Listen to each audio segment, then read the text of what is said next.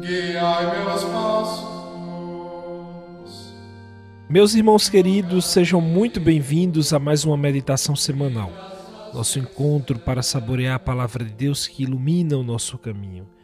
Hoje a liturgia nos coloca no 23º domingo do tempo comum. Estamos caminhando com Jesus. E o evangelho de hoje é, digamos, um tanto desconcertante. Nós vivemos na era dos influenciadores digitais, das grandes multidões que seguem alguém por suas palavras, por seu carisma, por aquilo que essa pessoa parece oferecer. O evangelho de hoje nos mostra que Jesus era seguido por grandes multidões. Esse é o primeiro versículo do evangelho de hoje. E o que ele faz? Em vez de agradar a todos, de oferecer palavras fáceis para manter a audiência como o mundo faz, ele se vira e lança uma das condições mais duras de todo o evangelho. É como se ele perguntasse a cada um de nós hoje: você é meu discípulo ou você é uma espécie de fã? Interessante porque a fé que ele propõe não é um produto de consumo. A fé que Jesus propõe é um caminho de transformação total, de conversão, de discipulado. O filósofo Kierkegaard, esse melancólico dinamarquês, ele dizia que o problema do cristianismo é que todos querem admirar Cristo, mas ninguém quer imitá-lo. Pois bem, é sobre o preço e a beleza desse caminho do cristianismo que nós vamos meditar hoje. Vamos escutar o evangelho, vamos ouvi-lo. Escutem atentamente.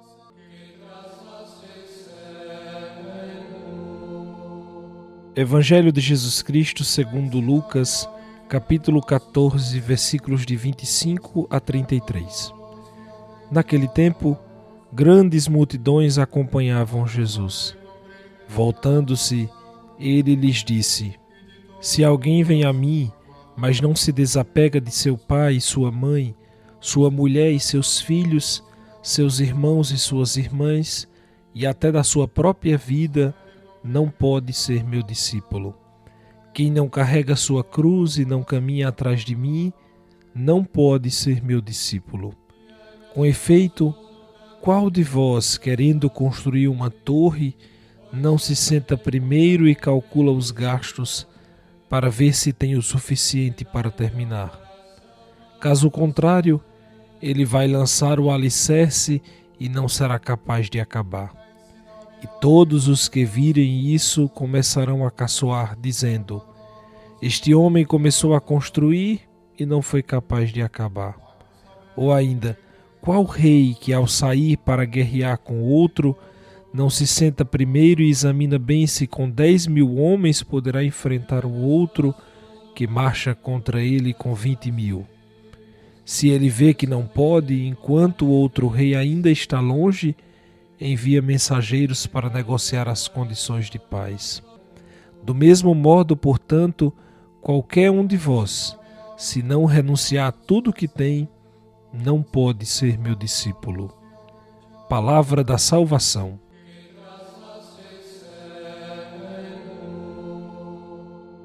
Meus irmãos, tem algumas palavras nesse evangelho que são duras, são difíceis, até mesmo de assimilá-las.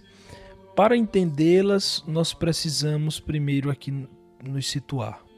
Jesus está a caminho de Jerusalém. Essa não é uma viagem qualquer. É a subida para o lugar do seu sacrifício, é a subida para a cruz. Cada ensinamento nesse percurso é carregado de uma urgência dramática. Ele não está falando para um auditório confortável, mas ele está falando para gente que está na estrada, gente que precisa decidir se vai segui-lo até o fim, se não vai segui-lo. A primeira expressão do evangelho de hoje é: grandes multidões acompanhavam Jesus. É aqui que a nossa reflexão começa. O que move realmente uma multidão? A gente poderia se perguntar. Veja, a multidão não é a soma de indivíduos. A multidão ela tem uma alma própria, ela é movida pelo contágio, pela emoção do momento, pela busca de algo extraordinário que a tire da monotonia da vida. Aquela multidão seguia Jesus pelos pães, pelas curas, pelo fascínio de sua palavra. Eles eram movidos pelo que podemos chamar de princípio do prazer. Eles buscavam a consolação, buscavam o benefício, buscavam a gratificação imediata, o prazer imediato. E isso acontece conosco. Quantas vezes a nossa busca por Deus é, no fundo, uma busca por soluções mágicas para nossos problemas. E é exatamente para essa mentalidade que Jesus se vira. Ele está a caminho de Jerusalém, o lugar da sua entrega total, e sabe que não pode levar consigo uma multidão de consumidores da fé. Ele precisa de discípulos.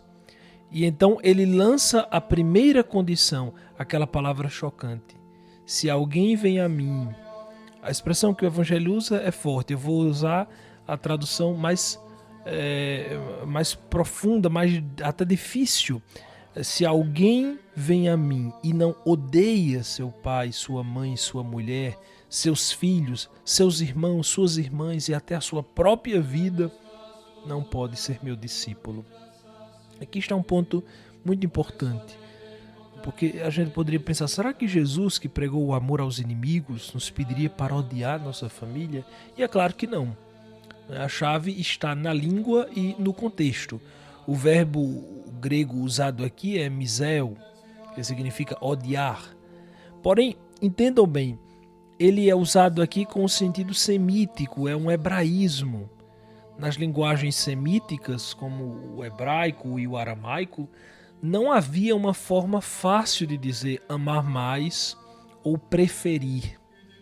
Então, usava-se o contraste radical, amar um e odiar o outro, que na verdade significava dar prioridade absoluta a um em detrimento do outro.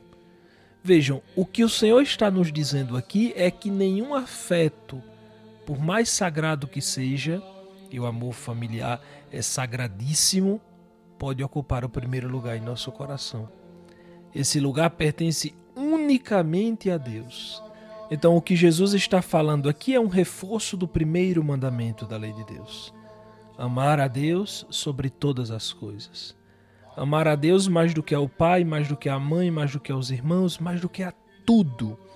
Ele deve ter a primazia do nosso amor. E algo que me chama muito a atenção neste evangelho é que Jesus conta duas parábolas sobre cálculo. Primeiro, a do construtor da torre, e depois ele conta a do rei que vai à guerra.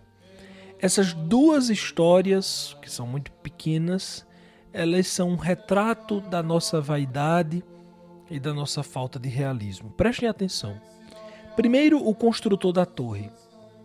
Pensem comigo, quem é o homem que começa a construir uma torre sem calcular os gastos? Quem é que começa a construir uma casa, um empreendimento que seja, e não pensa, não faz uma previsão de cálculos, de custos? Jesus pergunta, qual de vós, querendo construir uma torre, não se senta primeiro e calcula os gastos para ver se tem o suficiente para terminar? Ou seja, utiliza uma planilha Excel, né? Realmente vai para a ponta do lápis. Quem é esse construtor, meus irmãos? Esse construtor somos todos nós, em nossos impulsos de generosidade e idealismo. É a nossa parte que, na empolgação de um retiro, de uma pregação, de um momento efusivo, a gente decide, agora vai. Agora vou rezar todos os dias, agora vou ser mais paciente, agora vou mudar de vida, agora vou ser santo. E aí nós começamos a obra com um alarde muito grande. O problema é que esse construtor, ele é movido pela vaidade. Ele quer a torre, ele quer o símbolo visível da sua piedade. Ele quer o heroísmo, o sinal visível, heróico da santidade. Mas ele não calculou o custo do cimento, o custo dos tijolos, do suor diário. E o que acontece? A obra para. E ele se torna motivo de zombaria. Isso é o retrato da nossa fé de fachada, de nosso marketing espiritual. É o medo de sermos vistos como fracassados, que muitas vezes nos impede de recomeçar. É mais fácil deixar a obra abandonada do que admitir publicamente que a gente não deu conta. Perceba que aqui a gente não julga a boa, a santa intenção deste homem, desta mulher, que com a empolgação bonita da fé quer construir essa torre, quer ser santo, quer ser melhor, quer mudar de vida. A intenção ela é boa, mas a gente tem que ter muito cuidado. Qual é o intuito, não é? E qual é a prudência que se tem por trás desse intuito, desse desejo de construir a torre? Bem, depois Jesus conta a segunda parábola, pequeniníssima parábola, o rei que vai à guerra. Jesus pergunta: qual rei que ao sair para guerrear contra o rei não se senta primeiro, não examina se com 10.000 homens pode enfrentar o que vem contra ele com 20.000? Esse rei também sou eu, esse rei também é você que me escuta. Mas ele representa, na verdade, uma outra parte da nossa espiritualidade, da nossa psique.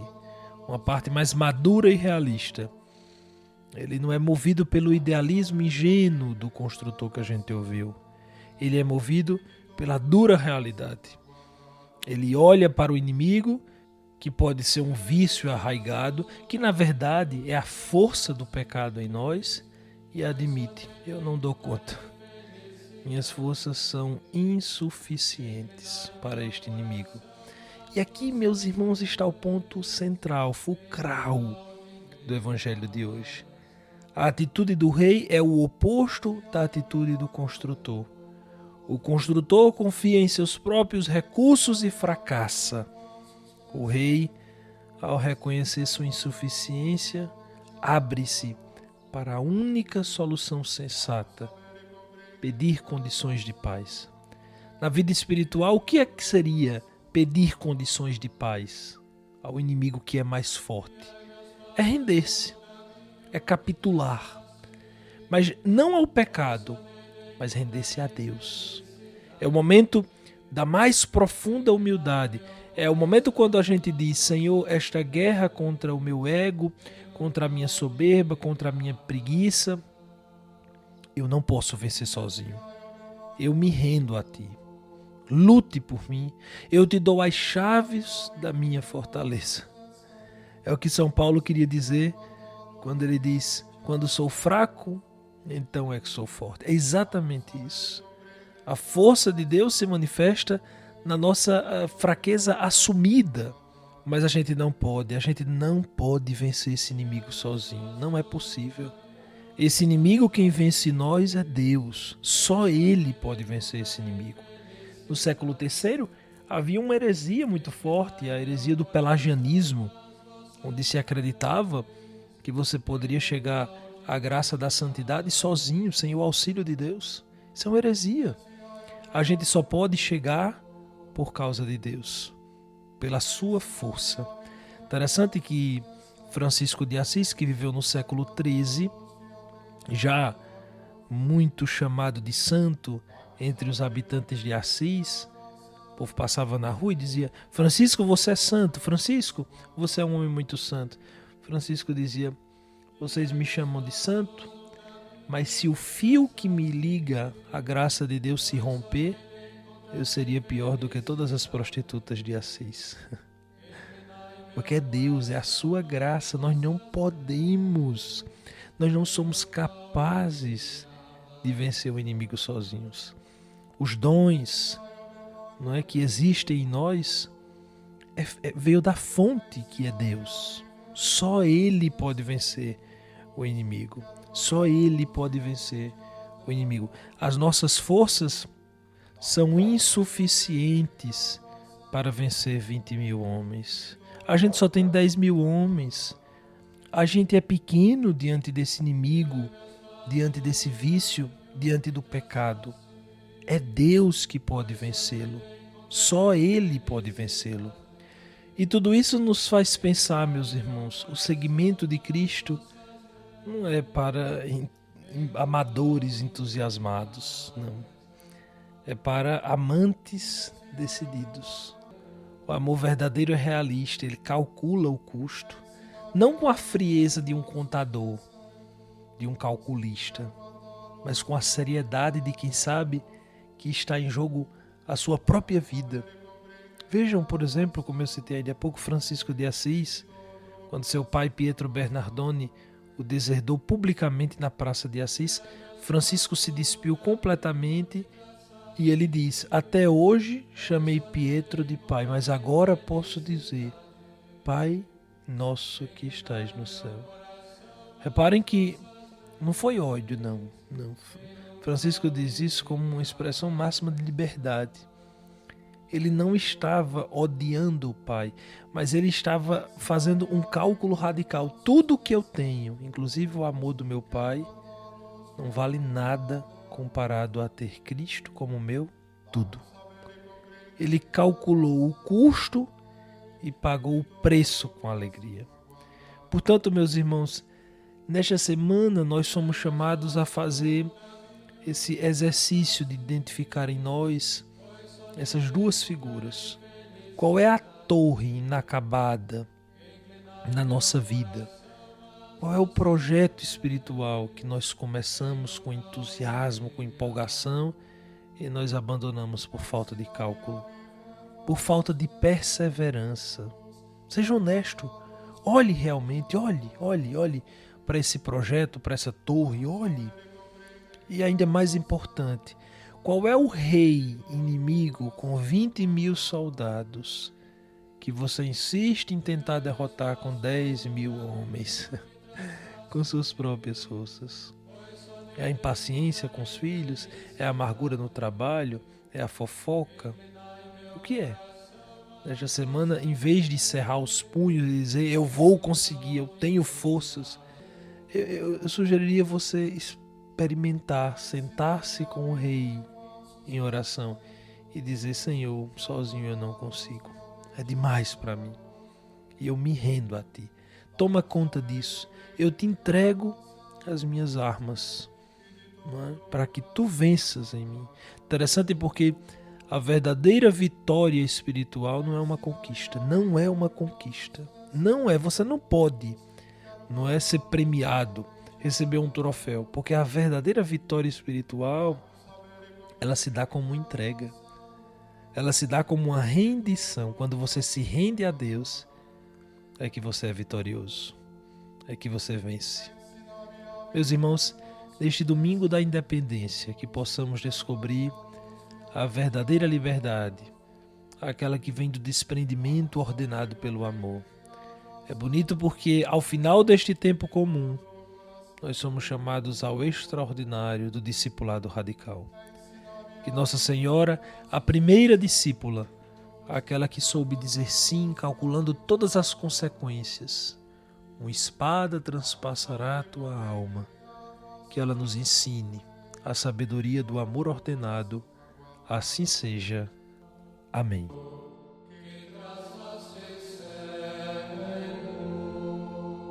Meus irmãos queridos, hoje, dia 7 de setembro, celebramos a festa da independência do Brasil.